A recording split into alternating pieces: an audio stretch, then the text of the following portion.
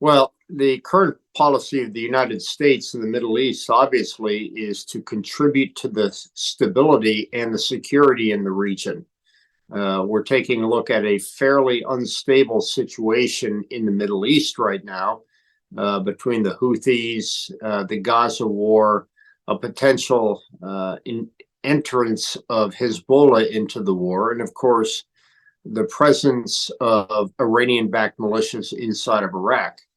We see all of those elements counterproductive to peace and stability inside the region. Our policy inside of Iraq is to have peaceful, normal relationships. The discussions that are happening now with regards to the transformation of the coalition operation inside of Iraq so far have been fairly constructive.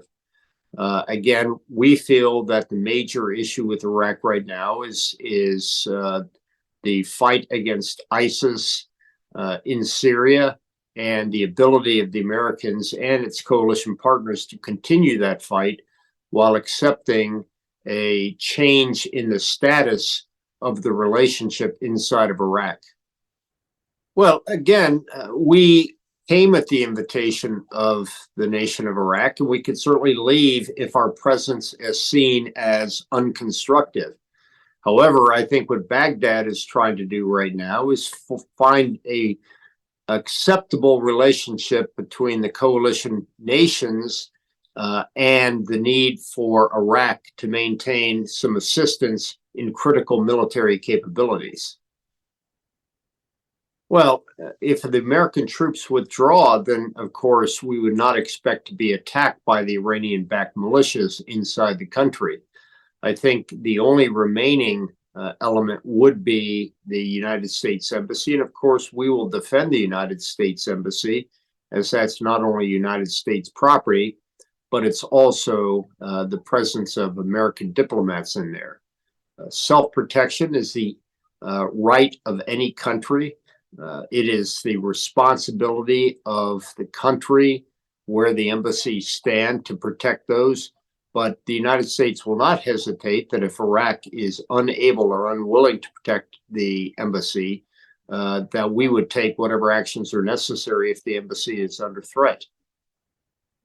Well, I think the United States, as I said earlier, is taking a more active role in the Middle East to try to be a stabilizer to the conflict that's going on, primarily as an intermediary and as a force for peace in the Gaza war. We obviously support the nation of Israel. We obviously support the aspirations of the Palestinian people. We do not support Hamas, seeing it as another terrorist group. But the cause of the problem remains the inability of Israel and the Palestinians to find a way to live together. And a two-state solution, which would be acceptable to everybody, may be one of those ways to achieve that stability and that ability for the Israelis to live side by side with their Palestinian neighbors.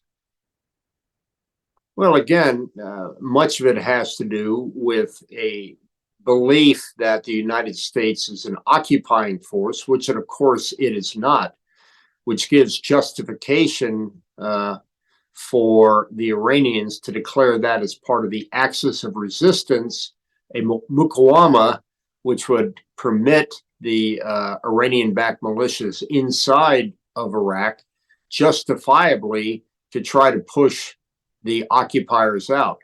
Of course, the United States is not an occupying force, but this is also a reason and an ability for the Iranian-backed proxies to gain more authority, not only on the military front, but also within the government, such as Hezbollah has done inside of Lebanon. I really don't think so, because again, what we are talking about is simply a redefinition of the role of the American forces and the coalition inside of Iraq. That's not dissimilar to what happened in 2008 when the United Nations mandate ended inside of Iraq and the United States established a status of forces agreement, a bilateral agreement between Iraq and the United States, leading to the withdrawal of the Americans in 2011.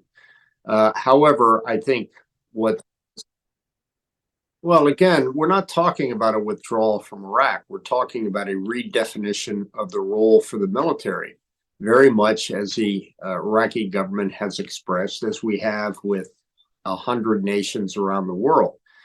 We have status of forces agreement in Jordan, in Saudi Arabia, in Kuwait, and other countries, which allow the United States on a bilateral basis with Baghdad to perhaps be a office of security cooperation, which provides assistance and is necessary at the request of the Iraqi government, perhaps training, logistics, and other support.